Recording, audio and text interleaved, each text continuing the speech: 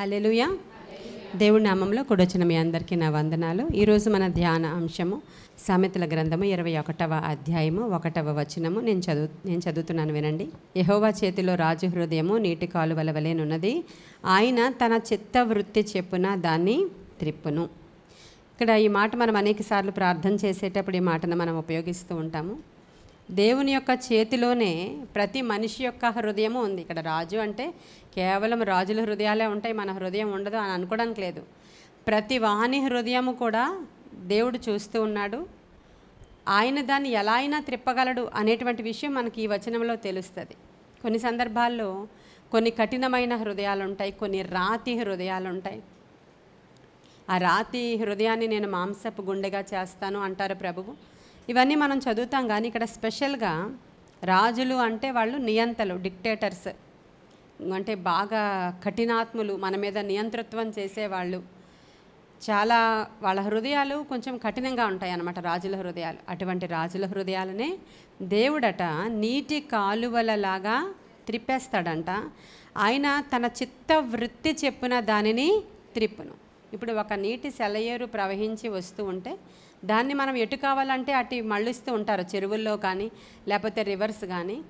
మరి ఎక్కడి నుంచో వస్తున్నటువంటి నదులకు ఆనకట్టలు కట్టి అది వెళ్ళేటువంటి మార్గాలు దాన్ని సరళం చేసి దానికి మళ్ళీ అటువైపు అంతా కూడా గోడలు కట్టడం, ఆనకట్టలు కట్టడం, ఇవన్నీ కూడా చేస్తూ ఉంటారు. దాన్ని ఎటు కావాలంటే అటు త్రిప్పుతారు. ఆ యొక్క నీటి యొక్క ప్రవాహాన్ని అలా త్రిప్పి కడుతూ ఉంటారు. అలా కఠినమైనటువంటి రాజు హృదయాలను దేవుడు ఏం చేస్తాడంట, ఆయన తన చిత్తవృత్తి చెప్పున ఆ రాజు యొక్క హృదయాన్ని ఎలా కావాలంటే అలాగ ఆయన త్రిప్పివేస్తారు అనేటువంటి మాట సామెతల గ్రంథకర్త రాస్తూ ఉన్నాడు.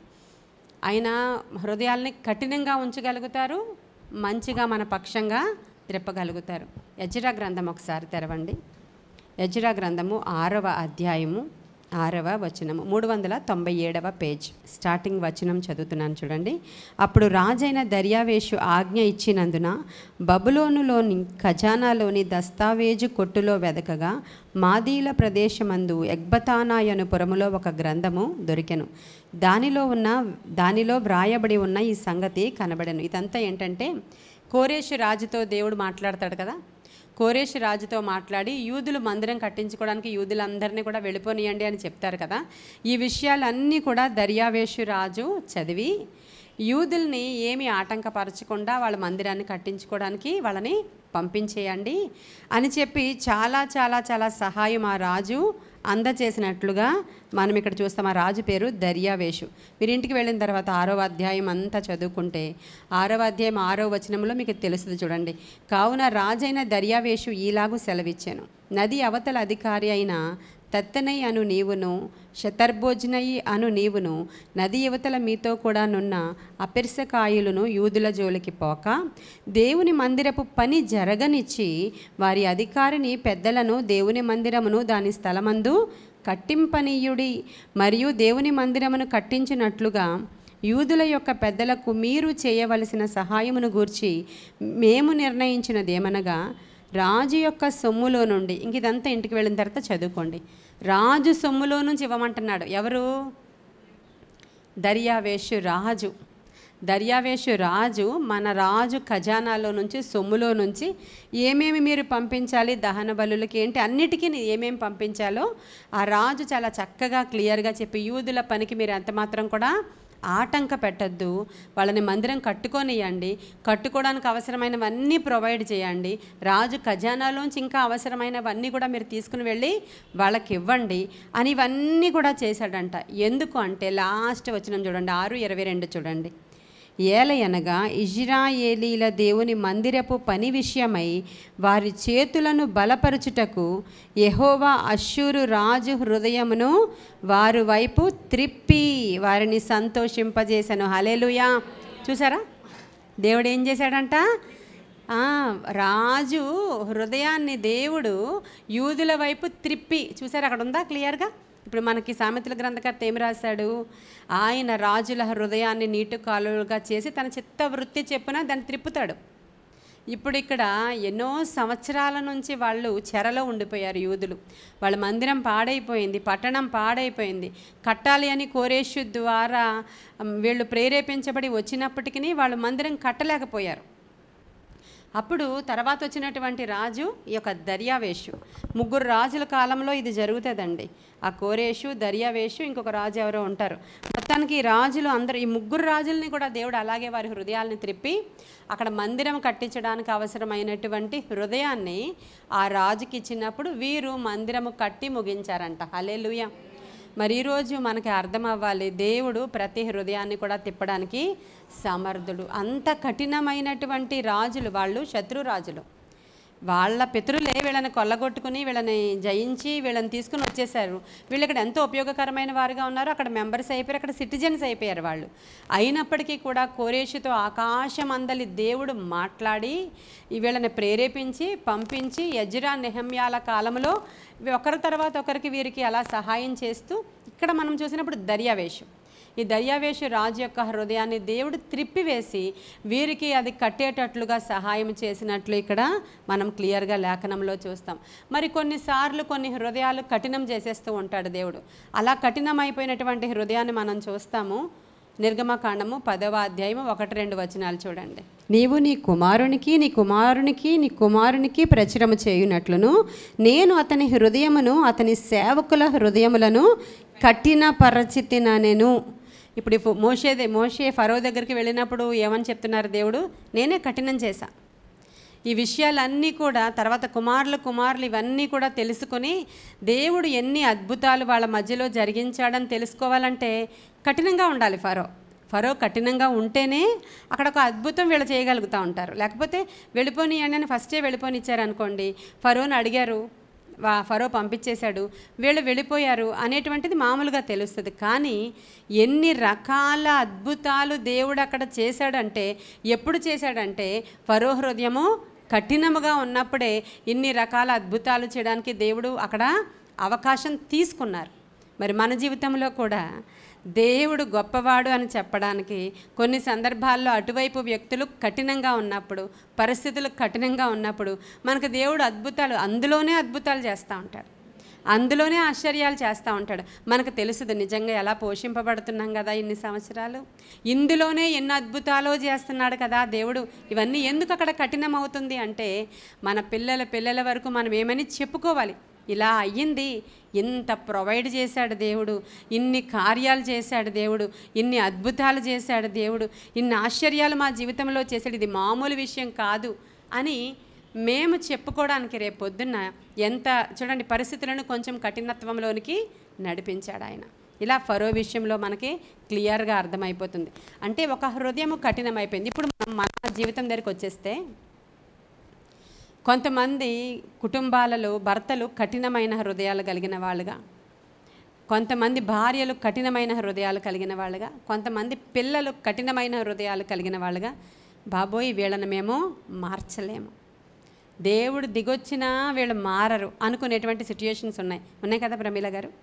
కొన్ని సిట్యుయేషన్స్ ఉంటాయి. ఇప్పుడు మనం అనుకుంటాం నిజమే నా వల్ల కాదు అనుకుంటాం. ఎందుకని?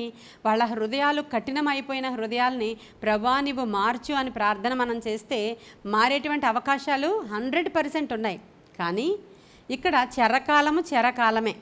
ఇక్కడ ఎజ్రా వాళ్ళ ద్వారా దగ్గరికి వచ్చే వరకు కొంతకాలం వాళ్ళు చెరలో ఉండాల్సి వచ్చింది. కారణం అప్పుడున్నటువంటి మనుష్యుల యొక్క దేవునికి విరోధమైనటువంటి అతిక్రమాలు, అవిధేయతలు, చేతకానితనం, దేవునిని లెక్క చేయనితనం ఉన్న కారణంగా అదంతా ముందుంది.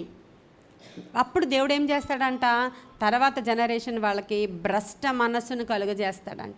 వారు దేవుని మాట విననొల్లకున్నారు గనుక భ్రష్ట మనస్సుకు దేవుడు వారిని అప్పగించండి. తెలుసా ఈ మాటలన్నీ ఉన్నాయి కదా. ఇప్పుడు నీ ఇంట్లో కఠినాత్ముడైన ఒకడు ఉన్నాడు అంటే, త్రాగుబోతూ, తిరుగుబోతూ, తిట్టుబోతూ, జోదరి ఇలా ఉన్నారు అంటే ముందు నీ అవిధేయతలే దీనికి కారణం. ఇప్పుడు నువ్వు ఇతనిని మార్చడానికి ఖచ్చితంగా దేవుడు సహాయం చేస్తాడు. ఎప్పుడంటే ఆ పర్టికులర్ చెరకాలము తీరిపోవాలి అంటే ఏం చేయాలి? అయితే నీవు అధికముగా ప్రార్థన చేసి ముందు నీ తప్పిదాలని నీవు ఒప్పుకోవాలి. ఇక్కడ వాడు మారాలి. లేదంటే భర్త అతను మారాలి, అతను మారాలి, అతను మారాలి, అయ్యో మేము ఇలా అయిపోతున్నామని అనుకుంటున్నారే మీరు ముందు మీరు చేసిన తప్పిదాలని ఒప్పుకోవాలి. దానియేలు ప్రార్థన చేస్తాడు. 70 సంవత్సరాలు కంప్లీట్ అయిపోయింది, చెరకాలం కంప్లీట్ అయిపోయింది, విడుదల కాలం సమీపించింది. అయ్యా, ఈ బబులోను చెరలో నుంచి నీ ప్రజలను విడిపిస్తానని వాగ్దానం చేసావు, 70 ఇయర్స్ కంప్లీట్ అయిపోయింది అని చెప్పి ఏం చేస్తాడు? ముందు పాపాలు ఒప్పుకుంటాడు. అవునా కదా చెప్పండి. ముందు ఇలా చెప్పి ఏం చేస్తున్నాడు? మా పితరులు ఇవన్నీ చేశారు అంటే జెన్యూన్గా ఒప్పుకోవడం అవ్వదు. మీరు ప్రార్థన చేసేటప్పుడు ఏం చేస్తారంటే, ఏమో మా పిల్లలు ఒకవేళ నీకు ఆయాసకరంగా ఉన్నారేమో, నీకు తెలీదా? ఉన్నారో లేదా? ఉన్నారు, నీకు విరోధంగా చేస్తున్నారు నాయనా, వాళ్ళ తప్పిదాలు నా తప్పిదాలుగా ఒప్పుకుంటున్నాను, వాళ్ళని కూడా మార్చు. ఇది కాదు నీ ప్రార్థన. ఇక్కడ కూడా కన్నింగే. దేవుడి దగ్గర కూడా ఒకవేళ నేను బాగోలేనేమో, తెలీదా నీకు? బాగున్నావో బాగోలేవో, నేను మంచిగా లేనయ్యా, నా మనసు చెడ్డగా ఉందయ్యా, అనేక సందర్భాలలో నా నోరు చెడ్డగా ఉందయ్యా, నేను చెడిపోయి మాట్లాడుతున్నానయ్యా, నిన్ను ఆయాసపరిచాను, మా పితరులు ఇలా ఇలా ఇలా చేశారని దానియేలు ఒప్పుకుంటూ 21 దినాల ఫస్ట్ డే ప్రేయర్ చేసిన వెంటనే దేవదూత పరలోకము నుంచి దిగి వచ్చాడు. హల్లెలూయా. మనము ఇంట్లో ఎవరైనా మీకు ముళ్ళుగా, ఏకుగా, మేకుగా ఉన్న భర్త కానీ, భార్య కానీ, బిడ్డలు కానీ ఉంటే ముందు మీరు చేసిన అవిధేయతలు దేవుని దగ్గర ఒప్పుకోండి. బైబిల్ నుంచే చెప్తున్నాను నేను మీకు. అప్పుడు వీళ్ళ కఠిన హృదయము కరగజేయువాడు దేవుడే క్లియర్గా అర్థమైపోయింది. నేను ఎలా త్రిప్పుతాడంట ఆయన తన చిత్తవృత్తి చెప్పున ఒక రాజు హృదయాన్ని ఇలా నీటి కాలువలా తిప్పేస్తానే నేను, అలాగ నీ ఇంట్లో ఉన్న వ్యక్తుల యొక్క హృదయాలని నేను త్రిప్పగలను. హల్లెలూయా. నీ భర్త హృదయం త్రిప్పబడుతుంది, నీ భార్య హృదయం త్రిప్పబడుతుంది, నీ బిడ్డల హృదయము దేవుని తట్టు త్రిప్పబడుతుంది, తల్లిదండ్రుల తట్టు తిప్పబడుతుంది. ఎప్పుడు అంటే నీ అవిధేయతలు నీవు ఒప్పుకొని అతని కొరకు ప్రార్థన చేయడం మొదలుపెట్టు. నీ అవిధేయతలు ఫస్ట్ నీవు ఒప్పుకుంటే అవి ఆ దేవుడి దగ్గర ఒప్పుకోలు చేసుకున్నప్పుడు ఆయన రిసీవ్ చేసుకోవాలి. అవి ఓకే, నేను నీ ప్రార్థన అంగీకరించాను అనే వరకు చేయాలి. అందుకే ముందు ఎవరినైనా మార్చే ముందు మన గురించి మనం ప్రార్థన చేసుకోవాలి అనేది ఇక్కడ నేర్పిస్తూ ఉంటాం. ముందు మనం కరెక్ట్ అవ్వాలి, మనం చూసే కోణము కరెక్ట్ అవ్వాలి, మన హృదయాలు కరెక్ట్ అవ్వాలి. అప్పుడు అతడు మారతాడు ఖచ్చితంగా. నువ్వు మారు ఫస్ట్, తర్వాత అతను మారతాడు అంటాడు దేవుడు. ఇది క్లియర్గా మనకి ఇక్కడ ఈ యొక్క లేఖన భాగంలో అర్థమైపోతుంది. రాజు హృదయాన్నే నియంతలనే వారి హృదయాలనే నేను మార్చగలను. ఫరో హృదయం నేనే కఠినం చేశా. ఎందుకంటే రాబోయే దినాలలో పిల్లలు దీని గురించి మాట్లాడుకుంటారు. ఎన్ని అద్భుతాలు చేశాడో దేవుడు అని చెప్పుకుంటారు. ఇన్ని అద్భుతాలు చేసిన తర్వాత తన ప్రజలను ఆయన తీసుకెళ్ళాడని మాట్లాడుకోవడానికే అతడి హృదయము కఠినం చేశాను. మళ్ళీ ఇంకోసారి ట్రై చేయి వెళ్ళి, కానీ కఠినంగానే ఉంటుంది. ఇదేంటో మరి, నువ్వు వెళ్ళి మరలా ట్రై చేయి, కఠినంగానే ఉంటాడు అని చెప్తున్నారు దేవుడు. మనం ఎస్తేరు గ్రంథం దగ్గరకు వస్తాం. వచ్చినప్పుడు ఎస్తేరు ఏం చేస్తుంది? రాజు హృదయం ఎలా ఉందంటే యూదుల పక్షముగా చేదుగా అయిపోయి ఉంది. ఆల్రెడీ మరణ శాసనం జారీ చేయబడిపోయింది. యూదులను చంపాలి అని నిర్ణయించుకున్నాడు రాజు, హృదయంలో నిర్ణయించుకున్నాడు, ముద్ర కూడా వేసేశాడు. ఇప్పుడు ఈ రాజు హృదయాన్ని మార్చాలి. మొర్దెకై చెప్తున్నాడు, ఏమన్నా నువ్వు చేయగలవా అని అడిగాడు. నేనేం చేయలేను, ఎందుకంటే నాకుగా వెళ్ళే ఛాన్స్ లేదు. ఆయన వచ్చి చాలా కాలం అయ్యింది. అసలు రాజు దగ్గరికి పిలవకుండా వెళితే చాలా ప్రమాదము. ఇప్పుడు ఏం చేయాలంటే తనకు తాను కరెక్ట్ చేసుకోవాలి ఇప్పుడు ఫస్ట్. హల్లెలూయా. దానికి సాధనం ఏంటండి? ఉపవాసము. ప్రార్థన అనే పదం ఎస్తేరు గ్రంథంలో ఎక్కడా ఉండదు. ఏం చేస్తుంది ఆమె?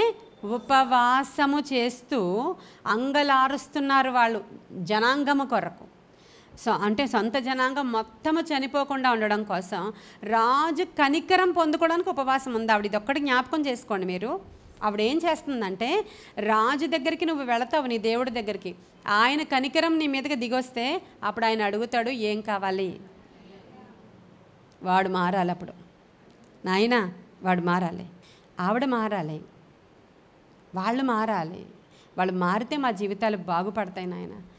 శాంతి సమాధానం లేదు నా భర్త వల్ల, ఇదిగో నా అల్లుడి వల్ల శాంతి సమాధానం లేదు, నా కుమారుడు వల్ల శాంతి సమాధానం. కఠినాత్ముడు, దయ్యం పట్టిన వాడిలాగా ప్రవర్తిస్తున్నాడయ్యా.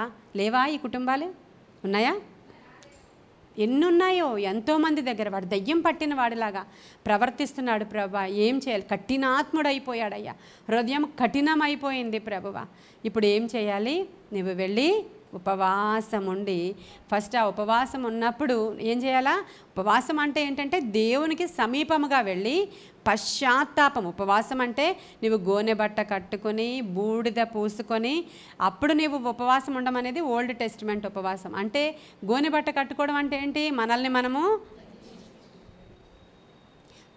మనము తగ్గించుకోవాలి. ఈ ప్రొసీజర్లో నిన్ను నువ్వు తగ్గించుకో ఫస్ట్. తరువాత బూడిద పూసుకున్నావు నువ్వు అంటే రిక్తునిగా చేసుకోవడం అన్నమాట.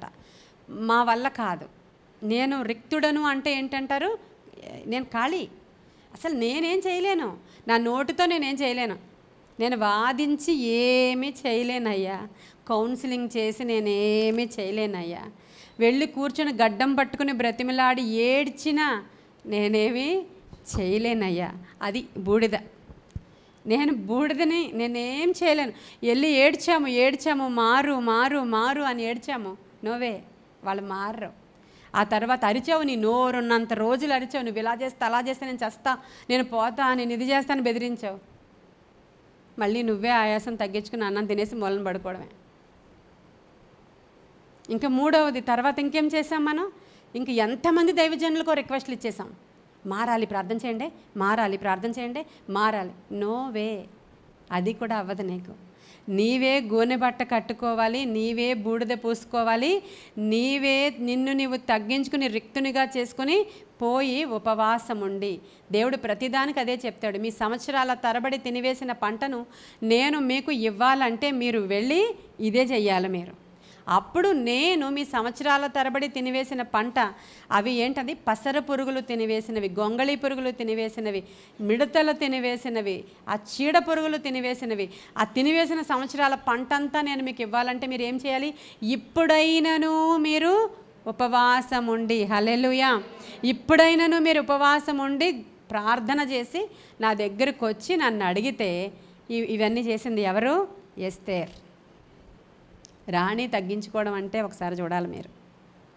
రాణిగారు తగ్గించుకోవడం, గోనెబట్ట కట్టుకోవడం, ఒక స్టేజ్కి వెళ్ళిపోయిన తర్వాత డబ్బులు వచ్చి 4 రోజులైనా సరే మారిపోతుంది మొత్తం అంతా. ఒక స్టేజ్కి వెళ్ళిపోయింది ఆమె, ఇప్పుడు రాణిగా ఉంది ఆమె. వాళ్ళు రాణి గోనెబట్ట కట్టుకోకూడదు, గోనెబట్ట కట్టుకున్న వాళ్ళు కూడా వీధిలో కనబడకూడదు అక్కడ. అందుకే కదా మొర్దెకైకి చెప్తుంది, అయ్యో నువ్వు గోనెబట్ట కట్టుకుని రాజవీధిలోనికి వచ్చేవేంటి, అర్జెంటుగా బట్టలు మార్చుకోమను, రాజు చూశాడంటే ప్రమాదం అయిపోతుంది, రాజు ఎదురుగా అటువంటి వాళ్ళకి కనబడకూడదు. ఎంత డేరింగ్ అండి రాణికి. ఈ 3 రోజుల్లో ఆయన వచ్చేస్తే ఒకసారి ఆలోచన చేయండి మీరు. ఈ 3 రోజుల్లో రాజు ఎప్పుడొస్తాడో తెలియదు అంతఃపురానికి, ఆయన వచ్చేస్తే ఎంత అంతే, ఆవిడకి పనిష్మెంటే వస్తుంది. ఎందుకంటే కనికరం ఉండదు, కఠినంగా ఉంటాడు రాజు అక్కడ. కాబట్టి ఆవిడ ఎంత డేరింగ్ చేసిందంటే ఆవిడ వెళ్ళి అసలు ఆ తగ్గించుకొని ఆవిడ ఉపవాసము ప్రకటించుకుని తన చెలికత్తెలు కూడా అక్కడ ఉపవాసము ప్రకటించుకొని ఇప్పుడు వచ్చి రాజు ఎదుట నిలవబడింది. ఏ ఏరియాలో అక్కడ నీకు ఏమి అవసరత ఉంది అని అడగడానికి రాజు ఎంత బాగా అడుగుతాడంటే చూద్దామా. ఎస్తేరు గ్రంథము 5వ అధ్యాయము 2-3 వచనాలు చదువుతున్నాను. 3వ దినమందు ఎస్తేరు రాజభూషణములు ధరించుకొని, అంటే ఇప్పటి వరకు అవన్నీ తీసేసి ఆవిడ చాలా దీనముగా ఆయన ఉపవాసము గదిలోనికి వెళ్ళి అవన్నీ చేసి వచ్చింది ఆవిడ. ఇప్పుడు ఆవిడ ఏం చేస్తుంది? 3వ దినమందు ఎస్తేరు రాజభూషణములు ధరించుకొని రాజనగరు యొక్క ఆవరణములో రాజు సన్నిధికి వెళ్ళి నిలిచెను. రాజనగరు ద్వారమునకు ఎదురుగానున్న రాజావరణములో తన రాజాసనము మీద రాజు కూర్చొని ఉండెను. రాణి అయిన ఎస్తేరు ఆవరణలో నిలవబడి ఉండుట రాజు చూడగా ఆమె యందు అతనికి హల్లెలూయా. ముందు మన ఇంట్లో వాళ్ళని దేవుడు మార్చాలి అంటే మన మీద దయ. ఇప్పుడు మీకు అర్థమవుతుంది కదా, ఇది చాలా పెద్ద విషయం. ఇప్పటి వరకు వాళ్ళు మారాలి, వాళ్ళు మారాలి, అతను మారాలి, తాగుడు పోవాలి, నా భర్త కఠినంగా ఉన్నాడు, మారాలి మారాలి మారాలి అని ఏడ్చి ఏడ్చి ఏడ్చి విసిగిపోయారు అనేక మంది క్రైస్తవ్యంలో. ముందు మనం మారితే సిట్యుయేషన్స్ అన్నీ మారిపోతాయండి. ముందు నువ్వు నిజముగా మారితే పరిస్థితులను అన్నిటినీ కూడా మార్చి నీ పాదాల దగ్గర తీసుకొస్తాడు దేవుడు. ఖచ్చితంగా ఇది బైబిల్ చెప్తున్న సత్యం. నేను ఎక్కడి నుంచో కొత్త సిద్ధాంతం ఏమీ చెప్పట్లేదు, నేను అనుభవించి మాత్రం చెప్తున్నాను ఇది. కాబట్టి చూడండి, రాజు చూడగా ఆమె యందు అతనికి దయ పుట్టెను. రాజు తన చేతిలో నుండి బంగారపు దండమును ఎస్తేరు తట్టు చాపగా ఎస్తేరు దగ్గరికి వచ్చి దండము యొక్క కొన ముట్టెను. హల్లెలూయా. ఆవిడొచ్చి ఆ దండము యొక్క కొన ముట్టింది. రాజు రాణి అయిన ఎస్తేరు, నీకేమి కావలెను? హల్లెలూయా. ఇప్పుడు అడగండి, నా భర్త మార్పు కావలెను, నా భార్య మార్పు కావలెను, నా బిడ్డ మార్పు కావలెను, నా అల్లుడు మార్పు కావలెను. ఇది ఏం కావాలో ఇప్పుడు అడగండి అమ్మా. మీరు ముందంతా ఒకటే చెవి కోసిన మేకలాగా అరుపులు అరిసినా అది అవ్వదు అని దేవుడు చెప్తున్నాడు అక్కడ. అవ్వదు. కొంత ప్రొసీజర్ అంటూ ఉంటుంది. నీవు నిజముగా మారు మనసు అనుభవం పొందుకొని దేవుని దయకు ప్రాప్తురాలవైతే, మరియ దగ్గరికి వచ్చి దూత ఏమని మాట్లాడతాడండి? దయాప్రాప్తురాలా, నీకు శుభము. హల్లెలూయా. దేవుని దయకు ఆవిడ ప్రాప్తురాలయ్యింది. తన యొక్క మంచి మనస్తత్వము, మంచి నడవడి, తన యొక్క ప్రార్థనా తీరు, ఇవన్నీ ఏవో నచ్చినాయి దేవుడికి. రాగానే దయాప్రాప్తురాలా, నీకు శుభము. మరి సంసోను మదర్ దగ్గరికి వచ్చి, ఎలిజబెత్ దగ్గరికి వచ్చి అలా చెప్పారా? లేదు కదా. మరియ దగ్గరికి వచ్చి అలా చెప్పారు. ఆవిడ దయకు ప్రాప్తురాలయ్యారు. ఇక్కడ కూడా ఎస్తేరు, నీకేమి కావాలని అడిగినప్పుడు నీ మనవి ఏమిటి? రాజ్యములో సగము మట్టుకు నీకు అనుగ్రహించదని ఆమెతో చెప్పగా, ఎస్తేరు రాజునకు యుక్తముగా తోచిన ఎడల నేను రాజు కొరకు సిద్ధము చేయించిన విందునకు రావాలి అని చెప్పి చాలా జ్ఞానముతో వివేకముతో రాజుగారిని విందుకి ఆహ్వానించిన సందర్భం. ఇప్పుడు ఈ రాజు హృదయము ఎస్తేరు వైపుకి త్రిప్పేశాడు దేవుడు. హల్లెలూయా. ఇప్పుడు నిజంగా భార్యను ప్రేమిస్తున్నాడు 100%. ఏం చెప్తే ఇంక అంతే చేస్తాడు. వాడిని చంపేయంటే వేసేస్తాడు, రాజ్యం ఇచ్చేయంటే ఇచ్చేస్తాడు. ఎందుకని? రాజుగారి హృదయం ఎస్తేరు వైపుకి కంప్లీట్ టర్న్ అయిపోయింది.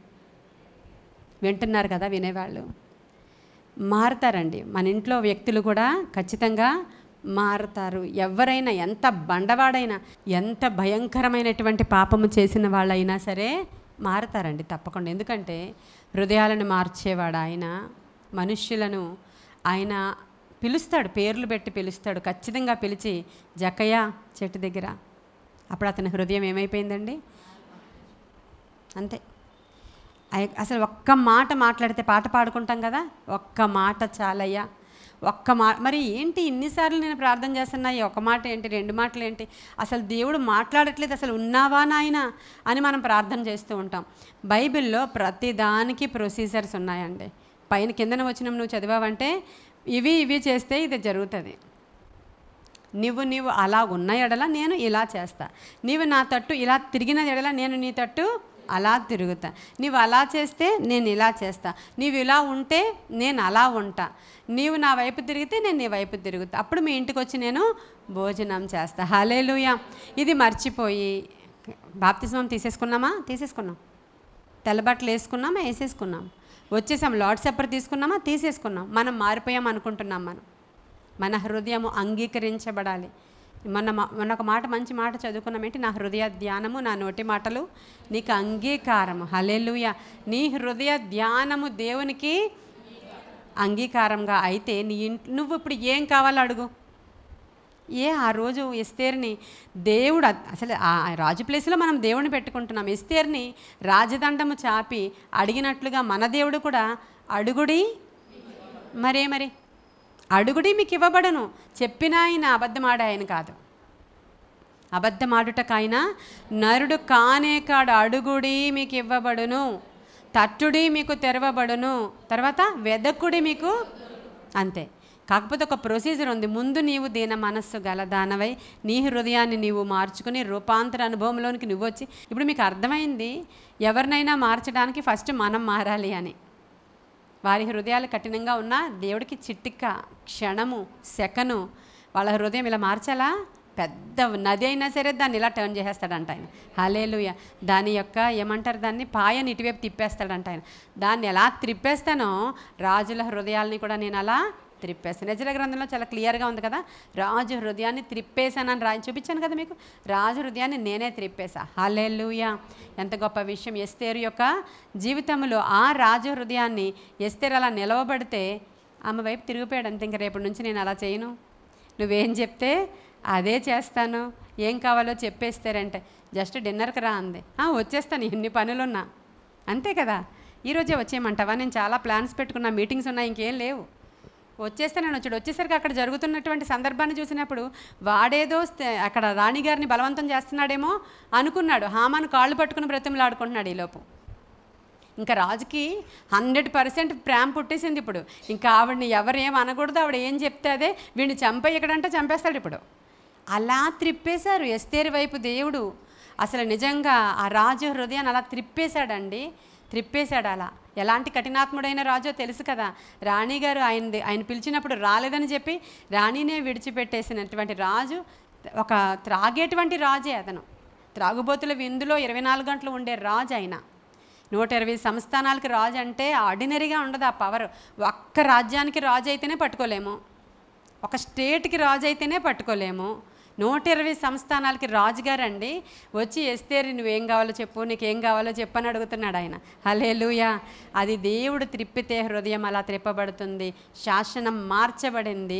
అసలు ఏ శాసనం అయితే రాజే జారీ చేశాడో ఆ శాసనాన్ని త్రిప్పి యూదులను బ్రతికించుకుంది ఆ యొక్క ఎస్తేరు. కాబట్టి ఈరోజు చాలామంది బాధపడుతున్నారు, చాలామంది ఎంతో దీనస్థితిలో ఉన్నారు. ఇళ్లలో ఒక్కరి వల్ల ఎంతో ప్రమాదాలు వచ్చి, ఒకడి హృదయం మారకపోవడం వల్ల, ఒక స్త్రీ హృదయం మారకపోవడం వల్ల, ఒక బిడ్డల హృదయం మారకపోవడం వల్ల ఈరోజు దేవుడు మరి ఈ సూత్రమే అనుకుంటున్నాను నేను చెప్పారు, మీకు మీరు మారి ప్రభు యొక్క దయకు మీరు ప్రాప్తులైతే అది ఎంతోసేపు కాదు, ఎలాంటి వాడైనా ఒక్క క్షణంలో తెగిపోతాయి.